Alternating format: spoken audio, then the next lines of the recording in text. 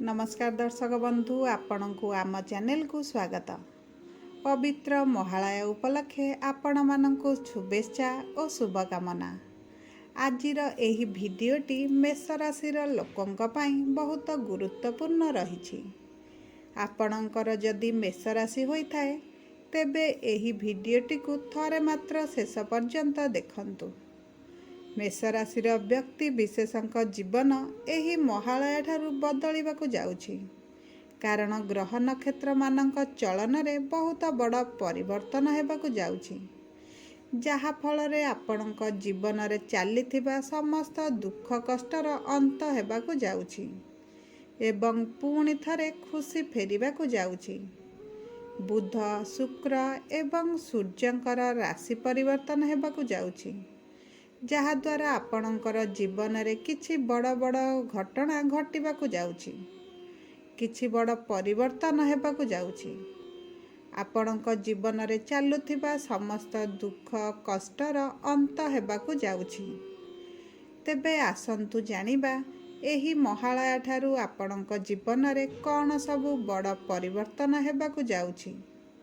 जदि आपणकर भी मेष राशि होइथाए एवं आपण भी ईश्वर को आंतरिक भक्ति एवं विश्वास करती, तेबे एही भिडियोटी को लाइक करी कमेंट बॉक्स रे जय जगन्नाथ, जय माँ लक्ष्मी अवश्य लिखि दियंतु। ताहले आसंतु जानिबा केउ केउ बड़ परिवर्तन आपणक जीवन रे हेबाकु जाउछि।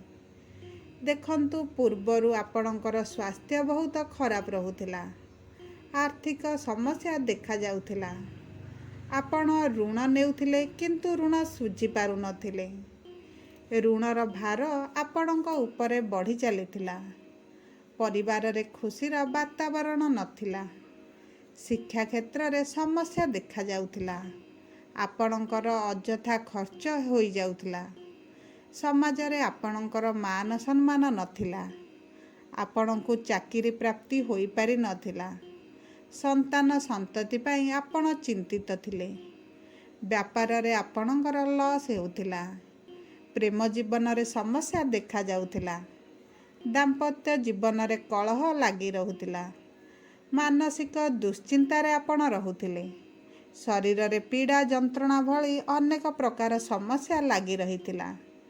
तेबे एही भली जहा भी समस्या आपणक जीवन रे चालुथिला ताहा एबे दूर हेबाकु जाउछि। आपणक जीवन रे पुणी थरे खुशी फेरिबाकु जाउछि।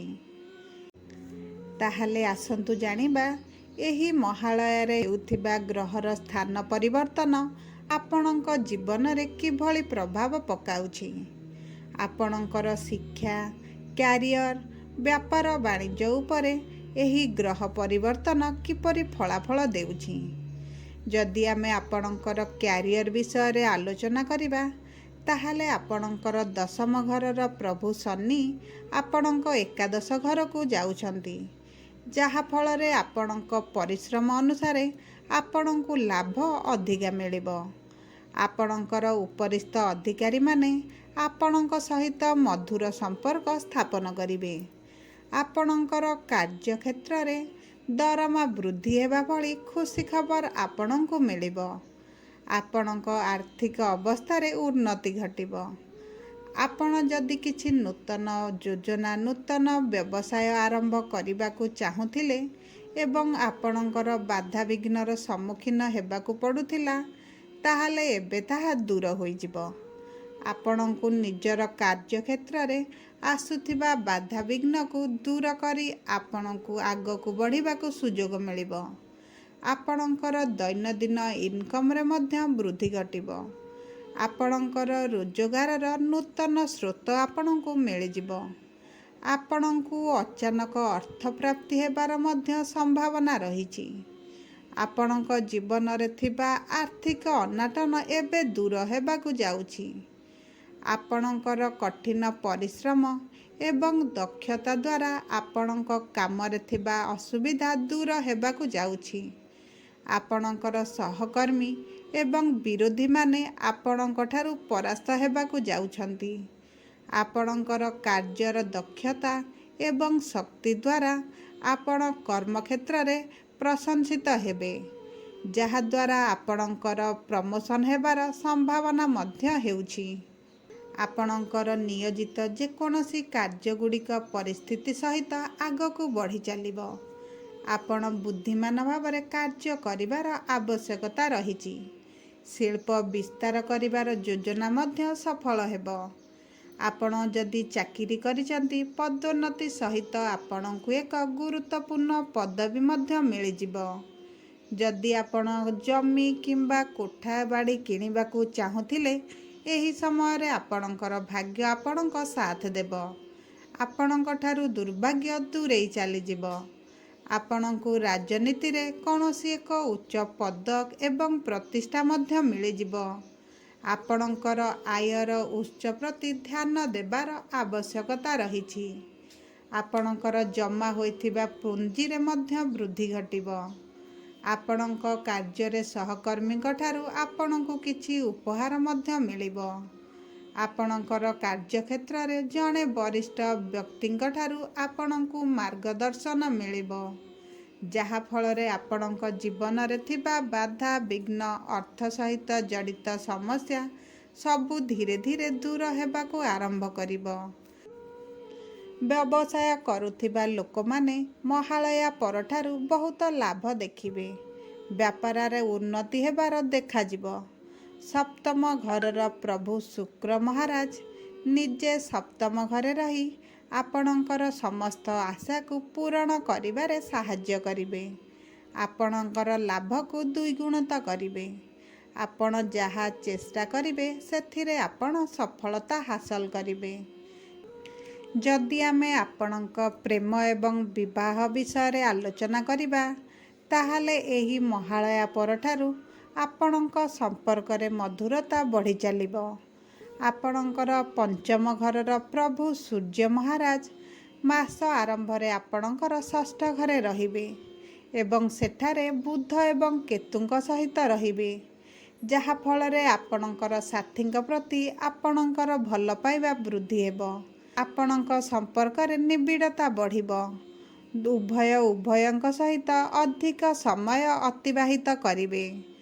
ଆପଣଙ୍କ ସାଥୀଙ୍କ ଠାରୁ ଆପଣଙ୍କୁ ବହୁତ ଗୁଡ଼ିଏ ଉପହାର ମଧ୍ୟ ମିଳିବ। ଧୀରେ ଧୀରେ ଆପଣ ଦେଖିବେ ଆପଣଙ୍କ ସାଥୀ ଆପଣଙ୍କ ମନ କଥାକୁ ବୁଝିପାରୁଛନ୍ତି। ଆପଣଙ୍କ ସହିତ ସମୟ ଅତିବାହିତ କରିବା ପାଇଁ ସମୟ ଖୋଜି କାଢୁଛନ୍ତି। ହେଲେ ବୈବାହିକ ସମ୍ପର୍କରେ ଦେବଗୁରୁ ବୃହସ୍ପତିଙ୍କର ଆଶୀର୍ବାଦ ରହିବ, ଯାହାଫଳରେ ଦାମ୍ପତ୍ୟ ଜୀବନରେ ମଧୁରତା ବଢ଼ିବ। ପରସ୍ପର ମଧ୍ୟରେ ପ୍ରେମ ଏବଂ ରୋମାନ୍ସର ବୃଦ୍ଧି ହେବ। ଆପଣଙ୍କ ସମ୍ପର୍କ ଧୀରେ ଧୀରେ ମଜବୁତ ହେବାକୁ ଲାଗିବ। ପରସ୍ପର ମଧ୍ୟରେ ପ୍ରେମ ବୃଦ୍ଧି ପାଇବ। ଉଭୟ ମିଶି ଆପଣଙ୍କ ପରିବାରର ସମସ୍ତ ଦାୟିତ୍ୱକୁ ଭଲ ଭାବରେ ତୁଲାଇ ନେବେ। ପରସ୍ପରଙ୍କ ସହିତ ପ୍ରେମ ଏବଂ ସମ୍ମାନର ସମୟ ଅତିବାହିତ କରିବେ। ଆପଣଙ୍କୁ ଆପଣଙ୍କ ପରିବାରରେ ସମ୍ମାନ ମିଳିବ। ଆପଣଙ୍କ କହିବା ଅନୁସାରେ ନିଷ୍ପତ୍ତି ବଦଳାଇ ମଧ୍ୟ ଯାଇପାରେ।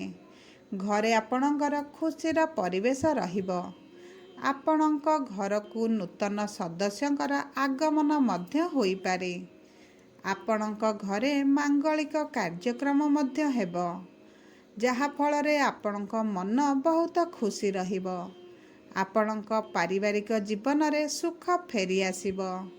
ଦୁଃଖର ଦିନ ଧୀରେ ଧୀରେ ଅପସରିଯିବ। ଆପଣଙ୍କ ପରିବାରରେ କୌଣସି ଏକ ପୂଜା ଏବଂ ଶୁଭ କାର୍ଯ୍ୟକ୍ରମ ଅନୁଷ୍ଠିତ ହେବ।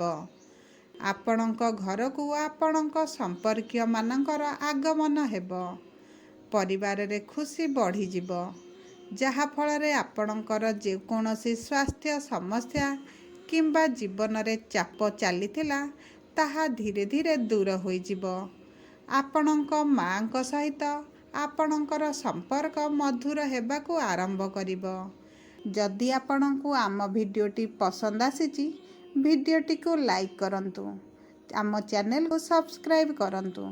ପାଖରେ ଥିବା ବେଲ୍ ଆଇକନ୍କୁ ପ୍ରେସ୍ କରନ୍ତୁ, କାରଣ ଆପଣ ଆମ ଭିଡ଼ିଓର ପ୍ରଥମ ଅପଡ଼େଟ୍ ଆପଣ ପାଇବେ।